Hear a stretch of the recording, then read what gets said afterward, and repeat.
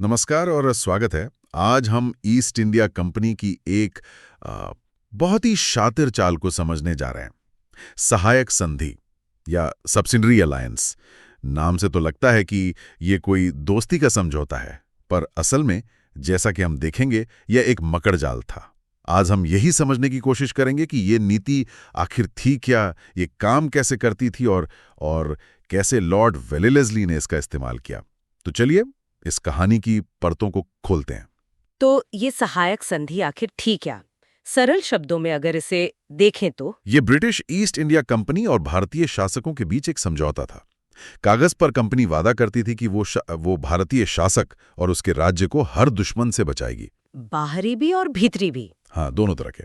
और बदले में उनके आंतरिक मामलों में कोई हस्तक्षेप नहीं करेगी। सुनने में तो ये बहुत अच्छी डील लगती है ना? बिल्कुल। उस दौर की अस्थिरता में सुरक्षा की गारंटी कौन नहीं चाहेगा। लेकिन यहीं पर बात थोड़ी पेचीदा हो जाती है। इस समझौते की कुछ शर्तें थीं। हाँ, और यही शर्तें मतलब इस नीति का असली चेहरा थीं। कुल 4 मुख्य शर्तें थीं जो मिलकर किसी भी राज्य की आजादी को धीरे धीरे खत्म कर देती थीं। अच्छा, तो पहली शर्त से शुरू करते हैं।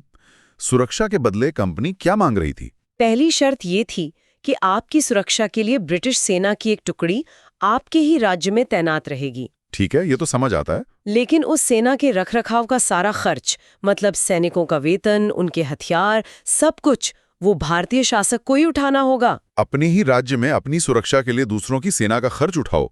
ये भुगतान कैसे होता था? नकद में? हाँ, शुरुआत में ये भुगतान नकद में होता था, जिसे सब्सिडी कहते थे, पर अक्सर राजा ये भारी भरकम रकम चुका नहीं पाते थे। तो फिर? तब अंग्रेज कहते थे, कोई बात नहीं, आप हमें नकद के बदले अपने राज्य का एक बड़ा उपजाऊ हिस्सा दे दीजिए। तो नतीजा ये कि या तो खजाना खाली हो रहा था या जमीन छिन रही थी। मतलब आर्थिक रूप से उन्हें पंगु बना दिया।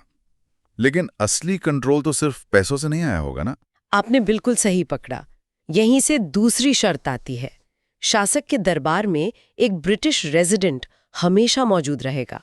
एक ब्रिटिश रेजिडेंट? मतलब कंपनी का एक दूत? कहने को तो दूत, लेकिन असल में वो शासक की हर नीति, हर बातचीत पर नजर रखता था और सारी जानकारी कंपनी को भेजता था। तो आंतरिक मामलों में हस्तक्षेप न करने का वादा तो यहीं टूट गया। मतलब राजा के अपने दरबार में कंपनी का एक जासूस बैठा है। बिल्कुल, जो सिर्फ देख नहीं रहा बल्कि फैसलों को प्रभावित भी कर रहा है। ये तो बहुत खतरनाक है। पर राज्य दूसरे राज्यों से तो संबंध रख ही सकता था, है ना? और यहीं पर आती है तीसरी शर्त, जो शायद सबसे घातक थी।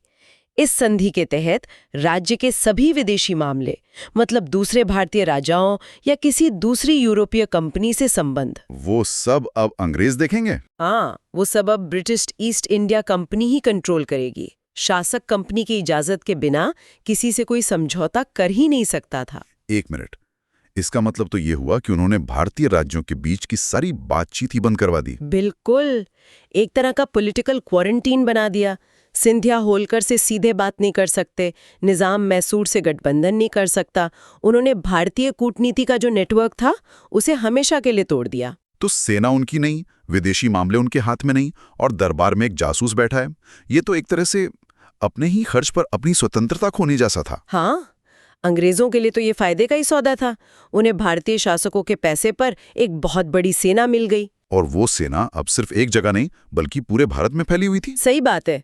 और सबसे बड़ी बात, उन्होंने भारतीय राज्यों के आपसी संबंध तोड़ दिए, जिससे उनके खिलाफ कोई एकजुट मोर्चा बन ही नहीं सकता था। और फ्रांसीसियों के आने का रास्ता भी बंद हो गया। वो तो था ही। क्या ये चालाक योजना पूरी तरह से वेलेस्ली के दिमाग की उपज थी?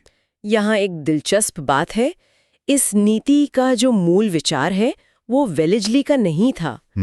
इसकी शुरुआत असल में फ्रांसीसी गवर्नर जनरल डुप्ले ने की थी। अच्छा। हाँ, वही पहला व्यक्ति था जिसने भारतीय राजाओं को राजनीतिक लाभ के बदले अपनी सेना किराए पर देना शुरू किया था। अंग्रेजों ने, मतलब रॉबर्ट क्लाइव से लेकर वॉरेन हेस्टिंग्स तक, बस इस आइडिया को धीरे धीरे विकसित किया। तो वेलेस्ली ने क्या नया किया? वेलेस्ली ने 1798 में आकर इसे एक व्यवस्थित, एक कठोर नीति का रूप दिया। उसने इसे एक ऐसा हथियार बना दिया जिसकी शर्तें पत्थर की लकीर थी, जिन्हें मानना ही पड़ता था। तो जब 1798 में वेलेस्ली भारत आया, तब स्थिति क्या थी? अंग्रेजों का कंट्रोल कहाँ-कहाँ था? उस समय बंगाल और नॉर्दर्न सरकार्स पर तो उनका सीधा नियंत्रण था, और अवध, तंजौर जैसे कुछ राज्य पहले से ही ब्रिटिश प्रोटेक्टोरेट्स थे। लेकिन 3 बड़ी शक्तियां अभी भी आजाद थीं: मैसूर, हैदराबाद और मराठा। वेलेस्ली का निशाना यही थे। वेलेस्ली के 3 तरीके थे। पहला, डराना, राजा को पड़ोसी राज्य के हमले का डर दिखाना। और अगर वो ना डरे तो दूसरा तरीका, धमकाना, मतलब उसे ब्रिटिश सेना के हमले की धमकी देना। और अगर वो फिर भी ना माने तो तीसरा तरीका था युद्ध। सच में हमला करके उसे हराकर संधि पर साइन करवाना। बिल्कुल।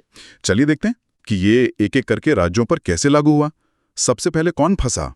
हैदराबाद, 1798 में। हैदराबाद अपने दुश्मनों मतलब मराठा और मैसूर से घिरा हुआ था। निजाम को सुरक्षा की सच में जरूरत थी, इसलिए वो वेलेस्ली की इस व्यवस्थित संधि पर हस्ताक्षर करने वाला पहला राज्य बना। और मैसूर? टीपू सुल्तान तो आसानी से नहीं माना होगा। नहीं, बिल्कुल नहीं। इसीलिए 1799 में चौथा एंग्लो मैसूर युद्ध हुआ। टीपू की हार और मौत के बाद अंग्रेजों ने अपनी पसंद के एक नाबालिग को गद्दी पर बिठाया। और उसे तुरंत संधि पर हस्ताक्षर करवा लिए होंगे। ठीक यही हुआ। और इसके बाद वेलेस्ली ने तंजौर और अवध जैसे पुराने प्रोटेक्टोरेट्स राज्यों को भी इसी संधि के तहत अपग्रेड कर दिया। अच्छा, तो पुराने समझौतों को भी और सख्त बना दिया। हाँ, अवध के नवाब को तो 1801 में अपना आधा राज्य देना पड़ गया था। अब बचे मराठा, जो उस समय भारत की शायद सबसे बड़ी शक्ति थे। मराठा शक्तिशाली तो थे, पर उनमें आपसी फूट बहुत थी। वे एक संघ के रूप में थे। पुणे में पेशवा, बड़ौदा में गायकवाड़, नागपुर में भोंसले, इंदौर में होलकर और ग्वालियर में सिंधिया। और ये आपस में ही लड़ते रहते थे। हाँ, और इसी का फायदा अंग्रेजों ने उठाया। 1802 में जब होलकर ने पेशवा बाजीराव द्वितीय को हरा दिया, तो डरे हुए पेशवा ने अंग्रेजों से मदद मांगी। और मदद की कीमत थी बसाइन की संधि, जो असल में एक सहायक संधि ही थी। तो मराठा संघ का मुखिया ही अंग्रेजों के जाल में फंस गया। तो एक मराठा प्रमुख टूट गया, बाकियों पर क्या असर हुआ? असर ये हुआ कि एक एक करके बाकी भी टूटने लगे। गायकवाड़ ने भी 1802 में संधि कर ली। इससे नाराज होकर भोंसले और सिंधिया ने अंग्रेजों पर हमला किया। लेकिन वो हार गए। हाँ, बुरी तरह हारे। और 1803 में उन्हें भी संधि करनी पड़ी। अब सिर्फ होलकर बचे? हाँ, सबसे अंत में होलकर ने 1818 में तीसरे एंग्लो मराठा युद्ध के बाद संधि पर हस्ताक्षर किए। तब तक वेलेस्ली जा चुका था और गवर्नर जनरल हेस्टिंग्स था। तो इस सब का अंतिम परिणाम क्या निकला? परिणाम ये हुआ कि लगभग पूरे मराठा क्षेत्र समेत देश के करीब 80% हिस्से पर अंग्रेजों का नियंत्रण हो गया। भारतीय राज्यों ने अपनी स्वतंत्रता, सेना, पैसा, राजनीतिक संबंध सब कुछ खो दिया।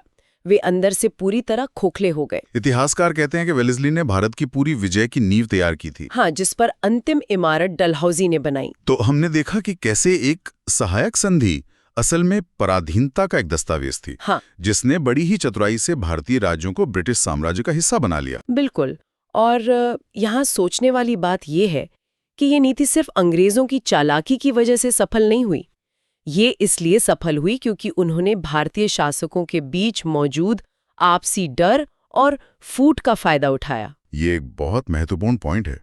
ये सिर्फ एक बाहरी ताकत की जीत नहीं थी, बल्कि आंतरिक कमजोरियों का भी नतीजा थी। हाँ, ये सोचने पर मजबूर करता है कि क्या होता अगर उस समय की बड़ी शक्तियां जैसे मराठा आपस में लड़ने के बजाय एक होकर इसका सामना करती। क्या भारत का इतिहास कुछ और हो सकता था? Please subscribe my channel general studies by S चाई।